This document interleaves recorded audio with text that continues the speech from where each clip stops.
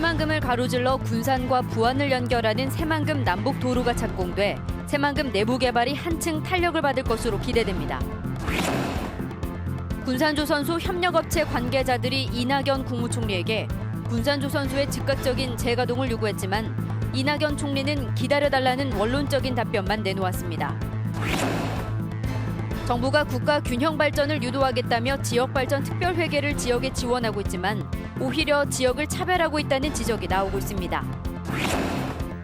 전주 쓰레기 매립장의 주민협의체 위원 추천을 두고 주민과 전주시의회 사이에 갈등이 이어지면서 시민 불편이 우려되고 있습니다. 여러분 안녕하십니까? JTV 8시 뉴스입니다. 새만금 내부를 남북으로 연결하는 도로가 착공됐습니다. 네, 현재 공사가 진행 중인 동서도로와 남북도로가 연결되면 새만금 내부 개발이 한층 속도를 낼 것으로 기대됩니다. 하원우 기자의 보도입니다. 하나, 둘, 셋! 부안의 관광용지와 군산의 산업용지를 잇는 새만금 남북도로 공사가 첫 삽을 떴습니다. 이번에 착공한 1단계 구간은 총 연장 26.7km 가운데 절반가량인 12.7km 구간으로 오는 2022년 완공됩니다. 나머지 2단계 구간은 내년 상반기쯤 발주될 예정입니다. 이게 새만금 개발의 핵심 대동맥이 저는 이미 진행되고 있는 동서도로하고 남북도로라고 생각을 합니다. 도로와 함께 신공항과 항만 철도 공사가 차질 없이 추진되면 새만금 내부 개발이 한층 속도를 낼 것으로 기대됩니다. 제가 서 있는 이곳은 새만금 남북도로와 동서도로가 만나는 교차점입니다. 이 두 도로가 완공되면 새만금 지역 어느 곳이든 20분 안에 접근이 가능합니다. 이낙연 국무총리는 동북아시아 경제허브인 새만금을 국가적 자산으로 키워가겠다며 전폭적인 지원을 약속했습니다. 인센티브 지원 등을 통해서 공공기관이 관광 레저용지와 국제협력용지 매립에 참여하는 방안을 강구하겠습니다. 전라북도는 문재인 대통령이 속도감 있는 개발을 약속한 만큼 개별 사업에 대한 예비 타당성 조사 면제가 필요하다고 밝혔습니다. 새만금 내부 개발에 대한 예타의 면제, 그리고 충분한 재원의 확보, 그리고 이왕이면 우리 전라북도 업체들이 도움을 많이 받을 수 있는 쪽으로 30년을 끌어온 새만금 사업이 땅과 바다, 하늘길을 기반으로 힘찬 비상을 준비하고 있습니다. JTB 뉴스 하원호입니다. 군산조선소 협력업체들이 오늘 이낙연 국무총리와 간담회를 가졌습니다. 협력업체들은 군산조선소의 즉각적인 재가동을 요구했지만 이 총리는 기다려달라는 원론적인 답변만을 내놓았습니다. 김진영 기자가 보도합니다. 오직 조선만이 살기라! 살기라! 살기라! 살기라! 군산조선소 협력업체 대표와 직원들이 문재인 대통령이 약속한 군산조선소의 즉각적인 재가동을 호소했습니다. 또 정부의 비상시적인 조선업 구조 조정에 애꿎은 군산조선소 협력업체들만 피해를 입고 있다며 비판의 목소리를 높였습니다. 14조 원을 퍼주고 나서도 모자라서 선박 펀드 만들어준 배를 10척을 대우에다 주고 이번에 보니까 잠수함 또 대우에다 주고 작년에도 후연 대우에다 몰아줬습니다. 이게 공정하고 이게 정의로운 사회입니까? 이낙연 국무총리는 새만금 남북도로 기공식을 마친 뒤에 군산조선소 협력업체와 간담회를 가졌습니다. 협력업체들은 군산조선소의 실질적인 재가동의 해법을 요구했지만 이 총리는 기다려달라는 언론적인 답변을 내놓았습니다. 그 접촉은 계속하기로 했고요. 그래서 정부가 민간 기업에 강요할 수는 없는 노릇이지만 최대한 노력한다는 입장에는 변함이 없습니다. 협력업체들이 얻은 수확이라고는 생존 자금 지원 요청에 대한 정부의 긍정적인 답변뿐이었습니다.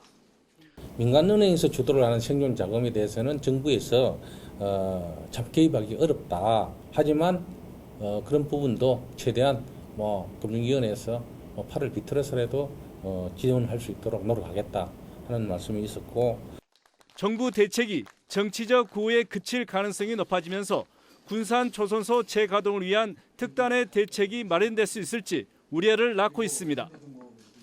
JTB 뉴스 김진영입니다. 균형 발전을 유도하겠다던 지역발전특별회계가 정작 소외 지역을 차별하고 있습니다. 전북보다 잘 사는 영남에 더 많은 예산이 배분되고 있고 최근 8년 동안 전북의 예산 증감률은 5.1%에 그쳤습니다. 보도에 김철 기자입니다. 지난 2005년 노무현 정부는 국가균형발전 특별회계를 만들었습니다. 지역의 균형 발전을 꾀하는 취지였습니다. 이후 광역지역발전 특별회계에서 지역발전 특별회계로 명칭이 바뀌었습니다.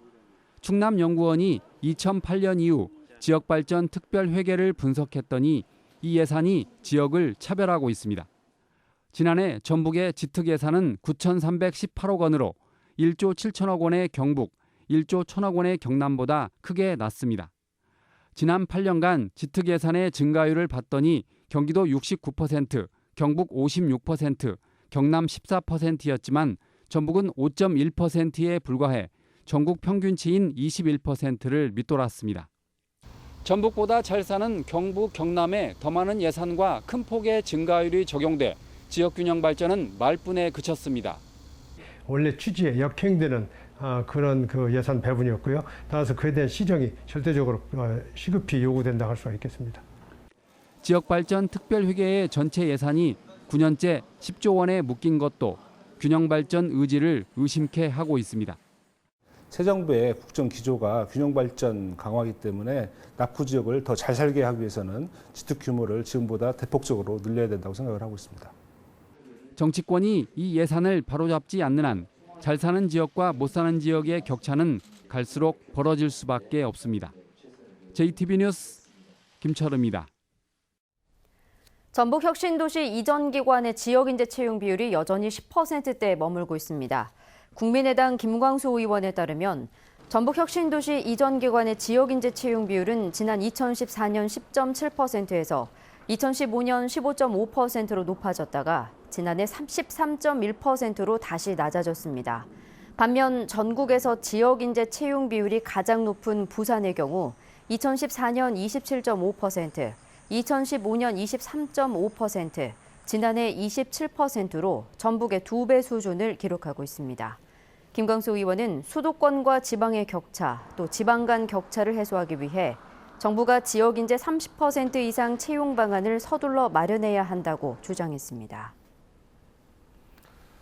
전주 아중저수지는 시민들이 즐겨 찾는 도심 속 쉼터지만 잇따르는 자살 사고 때문에 자살저수지라는 오명도 갖고 있습니다.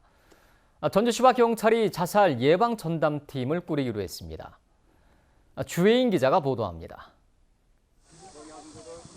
119 구조대가 물에 빠진 여성을 안고 헤엄쳐 나옵니다. 물가에 있던 여성이 보이지 않는다는 신고를 받고 구조에 나섰지만 이미 숨진 뒤였습니다. 물로 닿는 계단이 있는데 그쪽 위에다가 신발하고 가지 지갑 같은 거 소지품을 놔뒀더라고요. 소지품하고 그리고 맥주 캔 하나. 지난 1월 콜센터에서 현장 실습을 하던 여고생 홍모 양이 목숨을 끊은 곳도 바로 이 저수지입니다. 아중저수지에서 자살 시도를 했다는 신고를 받고 소방관들이 출동한 횟수만 올해 들어 9번인데요. 이번 달에만 벌써 2명이 이곳에서 스스로 목숨을 끊었습니다. 지난해에도 아중저수지에서만 9건의 자살 신고가 있었습니다. 수심이 깊지만 누구나 쉽게 물가에 닿을 수 있고 도심과 가까워 접근성도 높기 때문입니다. 자살저수지라는 오명을 지우기 위해 전주시와 경찰이 자살 예방 전담팀을 꾸리는 등 대책 마련에 나섰습니다. 자살 시도자를 위한 사후관리 프로그램 같은 다양한 프로그램들을 구성해서 제공해야 되는데 아직은 전라북도 여건상 예산이나 인력이 좀 미진한 건 사실인 것 같습니다. 도심 속 쉼터로 각광받고 있는 아중저수지가 자살저수지라는 오명을 벗을 수 있도록 다각적인 대책이 필요합니다. JTB 뉴스 주혜인입니다. 전주시가 아동의 권리가 보장되고 의견이 반영되는 행정체계를 갖춘 유니세프 아동 친화 도시로 인증받았습니다. 전주시는 이를 계기로 아동들이 의견을 직접 전달하고 참여할 수 있는 기구를 운영하고 아동의 권리와 안전 보장 등을 위한 홍보와 정책을 펼치기로 했습니다. 전주 쓰레기 매립장의 주민협의체 위원 추천을 두고 주민과 전주시의회 사이에 갈등이 일고 있습니다. 자칫 시민 불편으로 이어지지 않을까 우려됩니다. 권대성 기자의 보도입니다. 전주 쓰레기 매립장입니다. 주변 주민들에게는 해마다 4억 원의 기금 등 다양한 지원이 이루어집니다. 주민위원 등으로 꾸려진 주민지원협의체는 지원 사업 내용 등을 결정합니다. 위원은 전주시가 임명하는데 주민위원 추천권은 전주시의회에 있습니다. 주민협의체가 이에 따라 2년 임기가 끝나가는 6명의 주민위원 후보를 전주시의회에 통보하고 추천을 요청했습니다. 하지만 전주시의회가 추천할 인원이 6명인데 6명만 후보로 통보했다면서 추천을 거부하기로 했습니다. 부적절한 후보를 걸러낼 수 있도록 후보가 2배수는 돼야 한다는 겁니다. 거수 역할밖에 할 수 없습니다. 저희들이 또 이쪽을 잘못해서 문제가 발생했을 때는 저희 의회의 잘못이 더 크다고 생각합니다. 주민협의체는 시의회 요구를 수용할 수 없다고 반발합니다. 마을별 주민총회 등을 거쳐 적법하게 위원 후보를 뽑은 데다가 복수 후보 요구는 시의회 권한 밖이라고 주장합니다. 법을 어기는 거죠.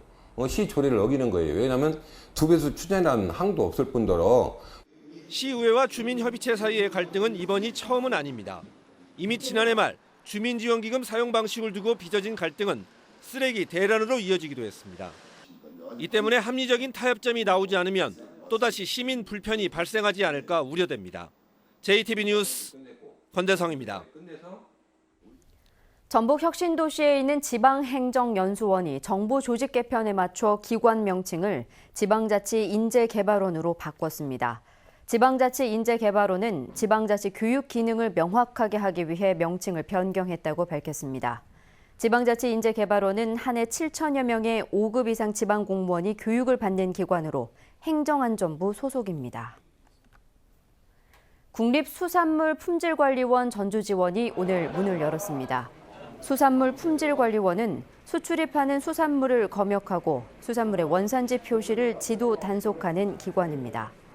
수산물 품질관리원 전주지원이 개원하면서 그동안 충남 장항지원을 오가야 했던 어민들의 불편이 사라지고 수산물의 검역과 검사를 위한 소요 시간이 줄어들 것으로 보입니다. JTB 전주방송 7월 시청자위원회가 오늘 전주방송 대회의실에서 열렸습니다. 시청자위원들은 와글와글 시장가요제가 지역의 특색과 시장의 장점을 소개하며 전통시장 활성화에 앞장서고 있다며 전통시장과 함께 성장하는 프로그램이 되길 바란다고 말했습니다.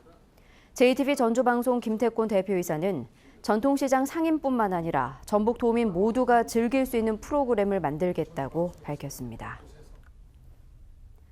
정부의 조직 개편으로 새로 생긴 부처인 중소벤처기업부 차관에 전주 출신인 최수규 전 중소기업청 차장이 임명됐습니다. 역시 차관급인 국가보훈처 차장에는 고창 출신의 심덕섭 지방행정실장이 임명됐습니다. 이에 따라 전북 출신 차관급 인사는 모두 10명으로 늘었습니다. 전북은 오늘 전주를 비롯한 12개 시군에 폭염주의보가 내려진 가운데 전주의 낮 기온이 32도까지 오르는 등 30도에서 34도의 기온 분포를 보였습니다. 내일도 대체로 맑은 가운데 무덥겠습니다. 낮 최고 기온이 전주 33도 등 32도에서 33도의 분포로 오늘과 비슷하겠습니다. 전주기상지청은 당분간 33도를 오르내리는 무더위와 열대야가 계속되는 가운데 토요일 오전에는 비가 한 차례 내릴 것으로 내다봤습니다.